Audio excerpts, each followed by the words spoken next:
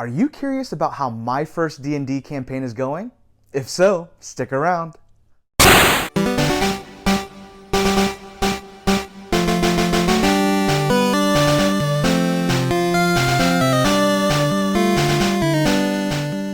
What's up, y'all? It's Danny, and welcome back to my channel. Thank you again for stopping by, and in this series, I'm going to be retelling the adventures that I'm having in my very first D&D campaign. A quick reminder, if you haven't subscribed yet, feel free to subscribe. Of course, like this video, and if you don't want to do any of that, at least have some water, because hydration is important. I've never done D&D before, no tabletop RPGs. I've really been into board gaming and video gaming, so this is my first foray into RPGs, especially into the D&D 5th edition, and I have been having an absolute blast. Quick shout out to my GM Russ. They have been absolutely amazing in making me feel welcome, as well as my party members Carm, Jess, and Eric. Y'all have been absolutely amazing, and it's been a wild ride so far, and we've really only had one full session. We've had a couple one-shots, kind of got to know each other, and that kind of just evolved into this campaign. So without further ado, I hope you enjoy. Alright, so see if you can imagine this. Our four adventurers wake up in a nice big cuddle puddle and head downstairs to see if they can find the big boss man Lefty. With all the stuff that they went through last night, they weren't quite sure where they were with Lefty, but they came out with their lives and their left hands. They ordered some breakfast, some pigs and sausage and gravy, and they finally find Lefty, and to get away from all the trouble that they've been through, they just had to do one mission, one little favor, and then they can get on their way.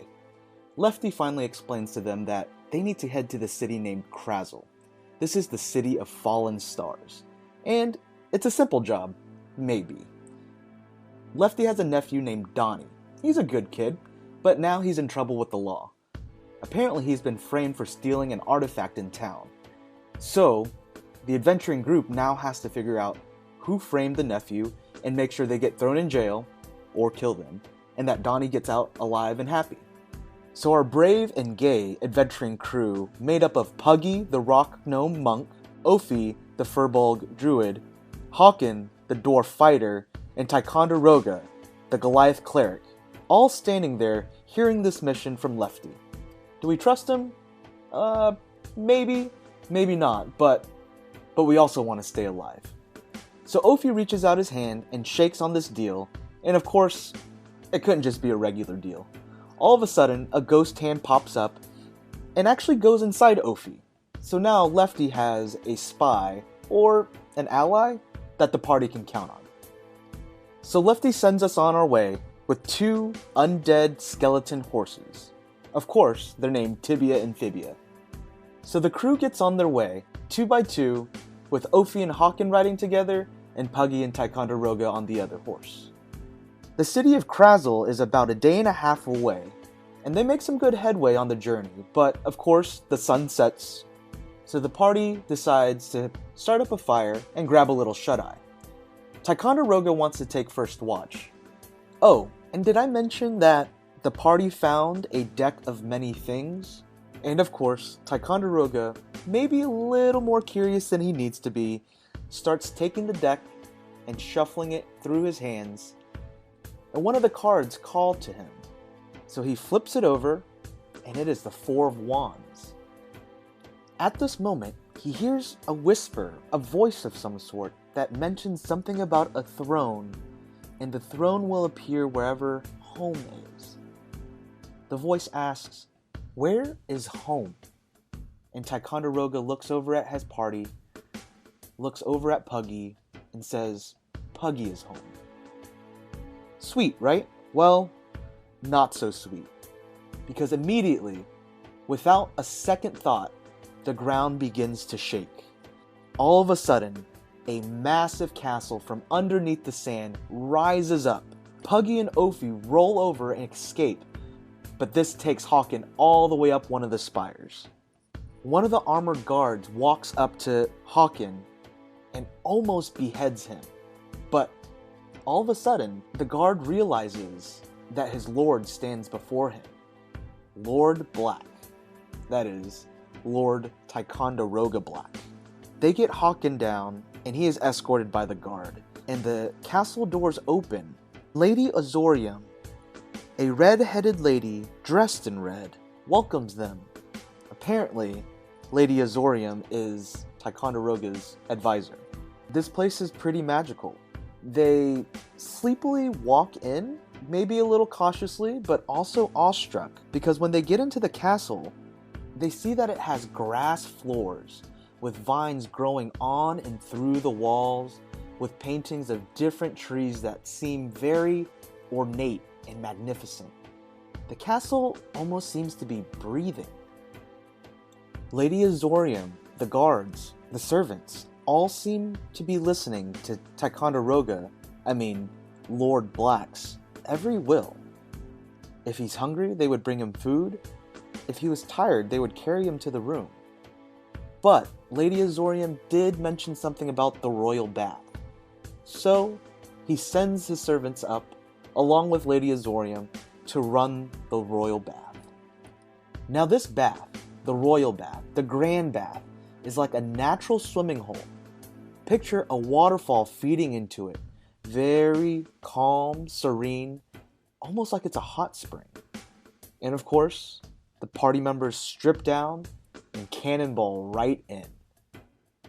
As the night winds down and a cuddle puddle starts to ensue, now, I won't get into it, but let's just say the party members had some pretty bizarre dreams, like prophetic, a little scary.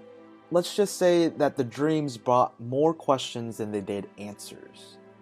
So when the party woke up, they headed downstairs, and I forgot to mention, Hawken, being so shook by his dream, kinda drank himself silly, so he was a little hungover. But they head downstairs, and they are led by Lady Azorium to the royal breakfast. And of course, Lady Azorium knows what the royal breakfast is according to Lord Black. And to the party's surprise, it was just a wide array of cereal. Just any type of cereal you could ever imagine. And of course, we had milk, whole milk, almond milk, cashew milk, 2% fat-free. So the party loads up and has this cereal soiree, and they realize that they need to get to Krazel. They need to figure out what happened to Donnie and what is going on.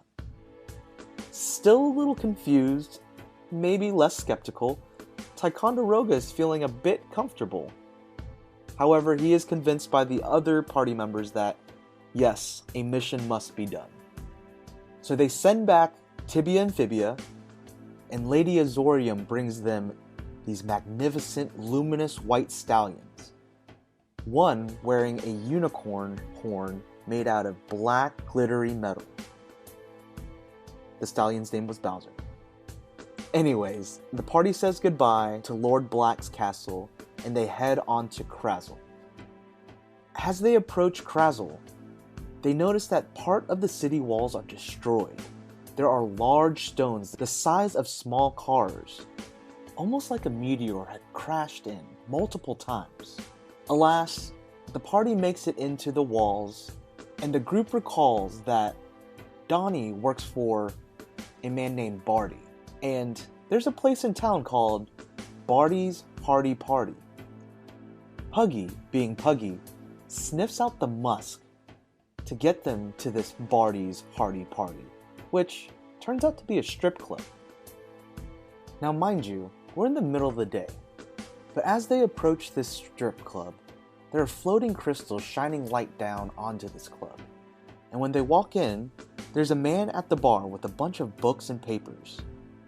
Some of the barkeep and some of the strippers are cleaning up, probably preparing for the night.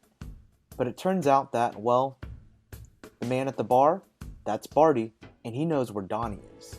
He also knows what happened to Donnie. Apparently, Donnie got framed for stealing the Rod of Stars.